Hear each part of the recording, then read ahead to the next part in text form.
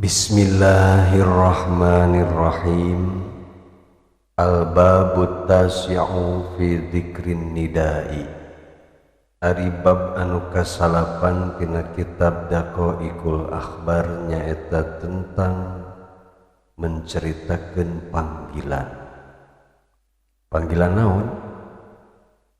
Panggilan anu bakal ditujukeun ka jalma nu geus maot. Cenengan ngomongkeun paeh teu unggal poe teu kebosan si Herman. Wah deui kitu cenah kitab nu teu ngomongkeun paeh nya loba kitab mah. Dan kusabab hancana keur hanca Daqaiqul Akhbar anu dicaritakeun eta bab kehidupan setelah kematian.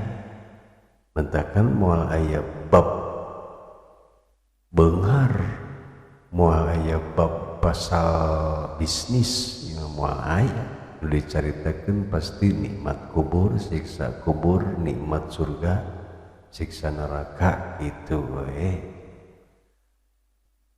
Nah cenah dipikir-pikir jadi bosen atuh tong didengekeun kita saha ku ngadengekeun we ini tante aing mah.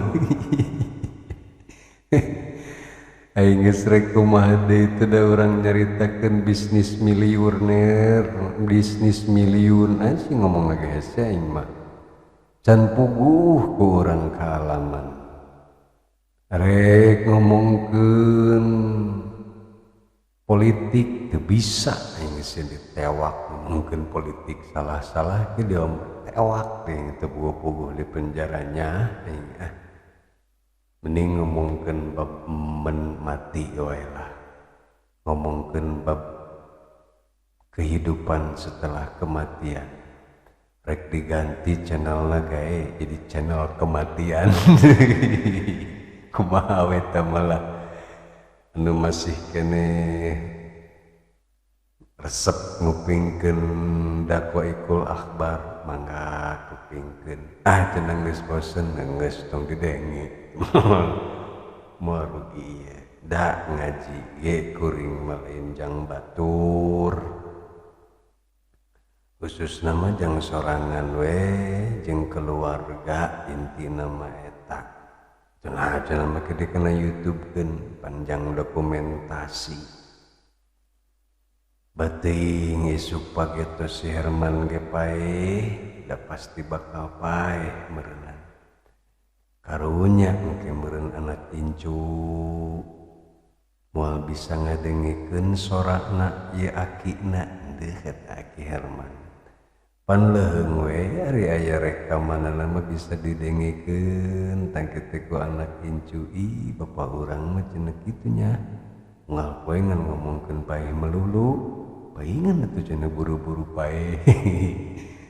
Gitulah ya sebenarnya eta tujuan SIM abdi ngupload video teh sakali deui hapunten sanes bade mamatahan saha sanes lain hayang tenar lain lah cukup nu tenar gini ngan ujung-ujung nama para rusing berurusan jeung nu kararitu kalieur-lieur sakali deui ieu mah sebenarnya SIM kuring upload video ke YouTube teh sebagai backup.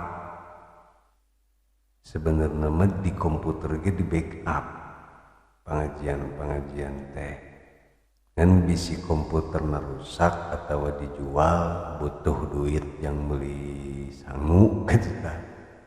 Kan dari di YouTube mah tetep aya meureun lamun teu dihapus mah ku YouTube.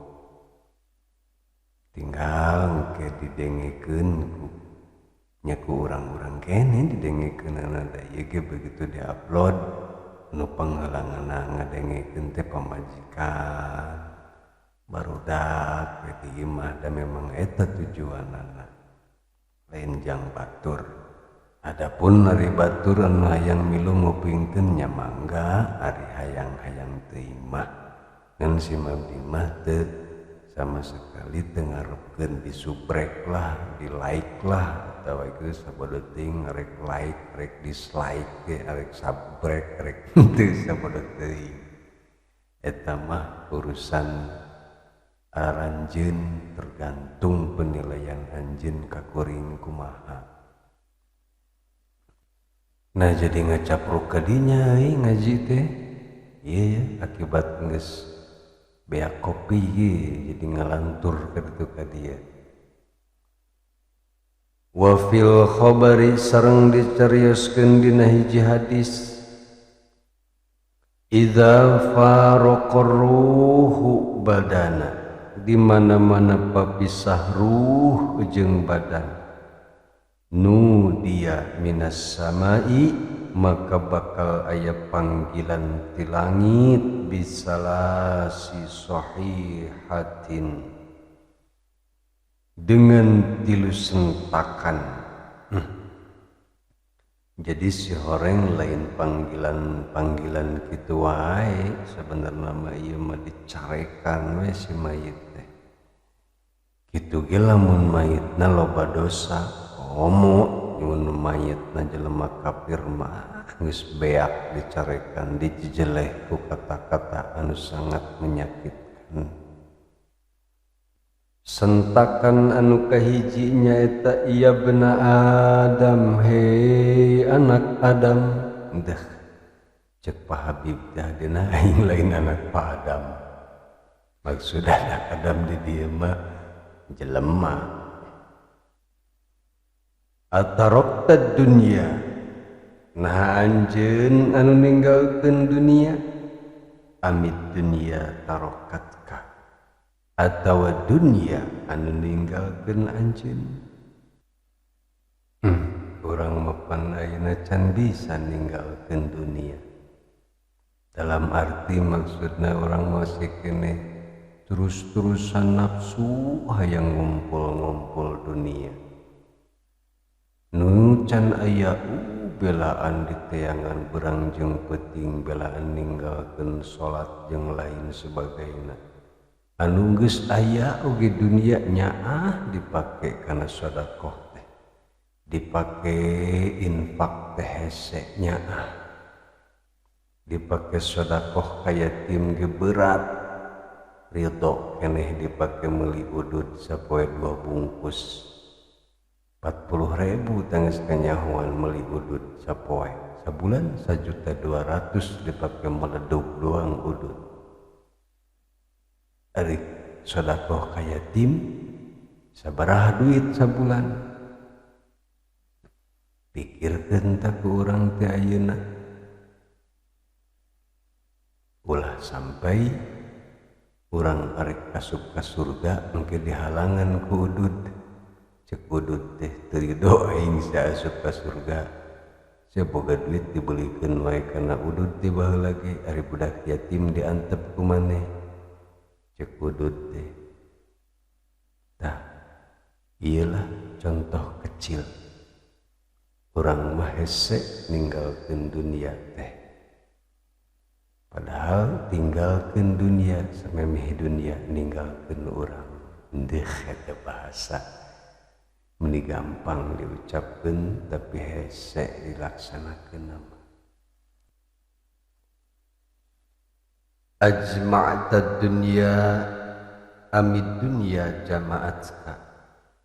Nah anjeun anu ngumpul-ngumpulkeun dunia selama anjeun hirup, atawa dunia anu ngumpulkeun anjeun. Aqatalta dunya amid dunya qatalatska. Nah anjeun anu ngabunuh dunia atawa dunia anu ngabunuh anjeun. Pikirkeun di ayeuna, siapkeun jawabanana. Wa idza wudi'a, sareng ketika disimpen eta si mayit teh alal muktasali kana tempat dimandianana si mayit, nudi bisalasi sayhatin, maka tidinya bakal aya deui sentakan 3 kali. Mana ya bena Adam, hei anak Adam, aina badanukal qawiyyu, di mana badan anjeun anu selama ieu kuat teh, mana nu selama ieu anjeun ngarasa gagah, ngarasa pangkuatna, ngarasa panghebatna. Hayu tunjukkeun ayeuna coba. Muka baju ke dibukaan ku batur,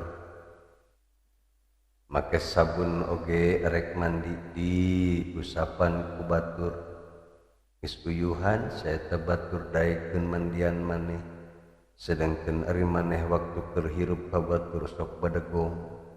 Da pedah ngarasa aing panggagahna, ngarasa aing pangkuatna. Ayeuna di mana badan maneh anu baheula ngarasa kuat teh mana?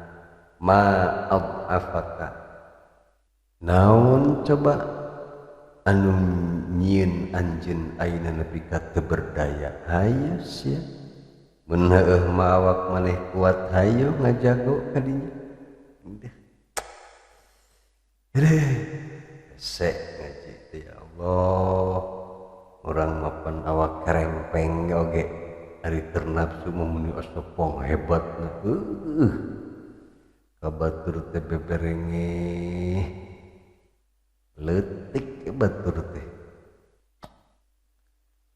Wa aina lisanukal fasihu, jeung di mana ta lisan anjeun anu selama ieu paseh capetang ngomong itu ngomong ieu, asa panghebatna, asa pangpinterna ngomong di luhur panggung, ngomong di tempat-tempat pengajian ceramah jiga nu heueuh, nepi ka hayang dibayar mahal sakali manggung teh. Hayu sia ayeuna ngomong bisa ma askataka, naon anu nyieun anjeun ayeuna teh bisa ngomong. Hayu sia bakal dijejeleh eta urang ya Allah ya Rabb. Wa aina uhibbauk, jeung di mana jalma-jalma anu ku anjeun dicintai teh. Ka mana pamajikan maneh nu geulis, anu beurang penting digeukepan di emple-emple. Ayeuna kabeh ge arareueuh. Ma au hasyaka, naon sih anu nyebabkeun anjeun jadi sorangan kieu, diasingkeun. Ya Allah, keur nyeri geus maut, keur dijejeleh model kitu. Mana teuing geus kabayang. Matak mudah-mudahan we urang mah atuh nya ge petot amal sing diguyur ku rahmat Allah, sehingga orang maut teh bisa maut husnul khotimah, ulah nepi ka dicarekan wae. Geus puguh waktu keur di dunia mah dicarekan wae ku pamajikan. Cik atuh keur paeh mah ulah sampai dicarekan ku malaikat. Ya Allah ya Rabbi, dicarekan ku pamajikan ge geus salah tingkah, geus bingung. Komo deui engke lamun dicarekan ku malaikat. Ya Allah ya Rabbi. Wa idza wudi'a fil kafana, jeung ketika disimpen eta mayit teh waktu rek di pakaian boeh kain kapan, nu dia bisalah sisaihatin, maka bakal aya disentakan 3 kali. Ya bena Adam, hei anak Adam, tadhabu ila safarin ba'idin, anjeun teh bakal indit, bakal berangkat menuju perjalanan anu sangat jauh. Bi ghairi jadin, sedengkeun anjeun teu boga bekal. wa takhruju min manzilika jeung anjeun bakal kaluar ti imah anjeun fala tarji'u jeung moal balik deui ka imah anjeun wanu aya di dunia wa tarkabu parsan jeung anjeun bakal naik kendaraan wala tarkabu mislahu abadan jeung moal naik deui eta kendaraan anu saperti kitu deui selama-lamana kendaraan anu ditumpakan sakali seumur hirup nyaeta pasaran teh meureun keranda nu matak iyalah kendaraan anu selalu dilupakeun nu dipikir teh ku urang mah Avanza, Fortuner dan lain sebagainya. Padahal lamun pasaran bisa ngomong hayo kusia pikiran eta Avanza, Fortuner sabodo teuing kege ujung-ujungna bakal numpakan aing. Untung we pasaran teu bisa ngomong. Wa tasiru ila baitin jeung anjeun bakal pindah ka hiji imah ma ahwaluhu nyaeta ka imah anu loba pisan teror di dalamna teror kasieun aduh ya Allah ya Rabb kitu sateh lamun pikeun jelema anu teu iman anu iman mah atuh puguh kuburan teh bagaikan istana yang megah ieu nu dicaritakeun teh pikeun mayit anu teu iman di jero kuburan anak bakal pinuh ku berbagai perkara-perkara anu menakutkan terutama di malam pertama wa idza humilal janazati sareng ketika ieu mayit digotong dina pasaran nu dia bisalasin soihatin maka bakal aya 3 kali sentakan deui di dinya ya bena Adam wahai anak Adam tuba laka bagja temen pikeun araranjeun in kunta lamun anjeun aya taiban seorang jalma anu tobat maka beruntunglah jalma-jalma anu tobat samemeh maut tuba laka in kana amaluka khairon bagja temen pikeun anjeun lamun anjeun ngalakukeun amal-amal anu hade tuba laka in kana sahibaka ridwanullahi ta'ala bagja temen pikeun anjeun lamun anu ngabaturan anjeun teh karidwan Allah anu maha luhur wa wailul laka tapi sabalik cilaka pikeun anjeun in sahibaka sakhtullah lamun anu ngabaturan anjeun di jero kubur teh eta murkana Allah naudzubillah min dzalik wa idza wudi'a lis-sholati sareng ketika ieu mayit teh digolerkeun ketika rek disolatkeun teh nu dia bisalasi sayhatin didinya bakal aya deui panggilan 3 kali ya bena Adam hei anak Adam kullu amalin amil tahu tarahus sa'ah sakabeh amal anu geus dilakukeun ku anjeun waktu di dunia ayeuna tah bakal katempo ku anjeun dina ieu waktu buahna in kana amaluka khairan tarahu khairan lamun selama di dunia anjeun beramal kebaikan maka anjeun bakal ningali kana kebaikan. Wa in kana amaluka syarron tarahu syarron, tapi lamun anjeun beramal jore waktu ke di alam dunia maka bakal kasaksian ku anjeun betapa jorena buah amal anjeun.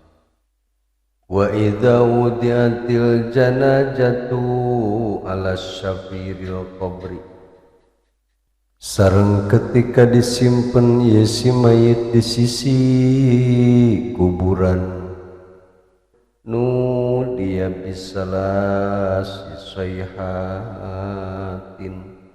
didinya oge bakal aya sentakan 3 kali.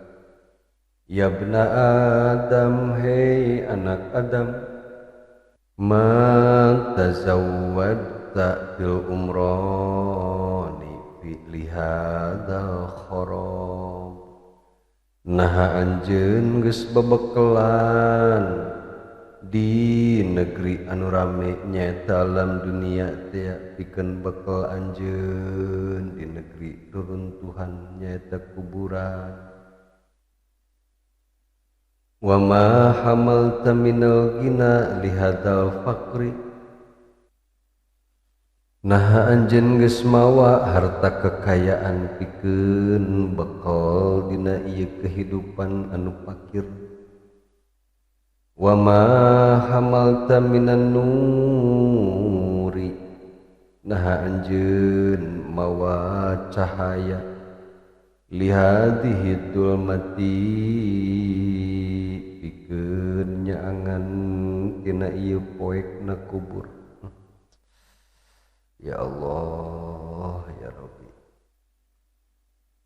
Fa idza wudi'a fil lahdi, maka ketika diletakkeun ieu si mayit tina liang lahat, nu dia bisalasati sayhatin, maka bakal aya deui panggero 3 kali didinya.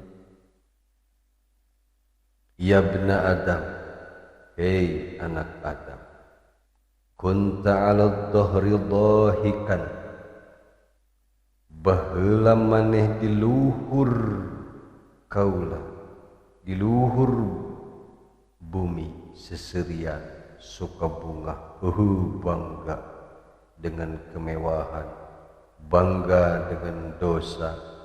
Wasirta fi batni bakian, jeung ayeuna anjeun bakal jadi jelema anu mewek di jero beuteung kaula, rasakeun sia cek bumi. Mupuas ka jalma anu sok cecengiran bangga dengan dosa. Wa kunta 'ala dhahri farihan, sareng baheula anjeun di luhur bumi suka bunga, pesta narkoba di diskotik, pesta minuman keras, hura-hura.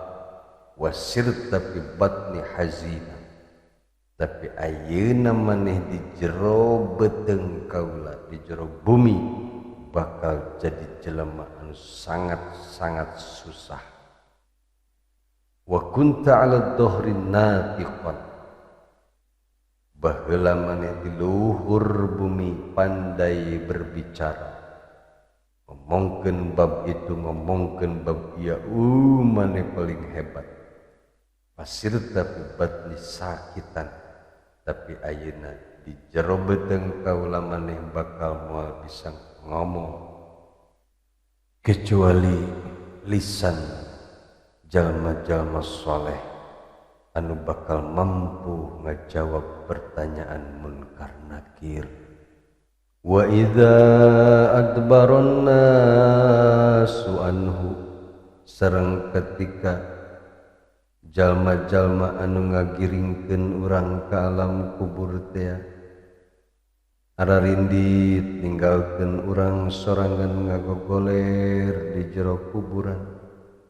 pamajikan anu gelis anak anu dipikanya selama ieu da pasti moal daekeun maturan urang sakumaha cenah kokosodan jejeritan urang waktu keur maot tapi tetep bae dikuburkeun bebarengan embungan teu cenah ieu mah CS ngopi CS udud daeklah maturan di jero kubur caduk mungkin geus maot na ya Allah tombora babaturan pamajikan bae oge anu berang penting pagulung-gulung jeung urang les we geus maot mah tong waka di jero kubur maturan bae sapenting can dikubur ieu mancan coba moal puguh daekeun ieu eta maturan urang sieun meureun sieun ngaririwaan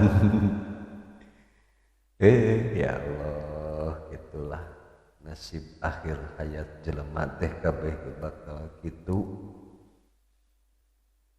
ketika ieu si mayit ngagogoler sorangan di jero kubur yaqulullahu ta'ala kemudian Allah subhanahu wa ta'ala nyarios ka ieu si hamba ya abdi baqita faridan wahidan hei hamba kau ayeuna tinggal anjeun sorangan ngagogoler seorang diri di jero kuburan wa tarakuka fi dulmatil qabri jeung kabeh jelema anu ngajajabkeun anjeun ka kuburan geus ninggalkeun anjeun sorangan di jero kubur bari kaayaan poe wa qad asaitani li ajlihim sedengkeun anjeun waktu keur di dunia wani sia ngalaksanakeun maksiat ka aing demi mbungahkeun maranehanan wali zaujati jeung anjeun ge kuat wani ngalakukeun maksiat pikeun ngabelaan pamajikan anjeun wal waladi jeung anjeun ge kuat wani berbuat maksiat demi ngabungahkeun anak anjeun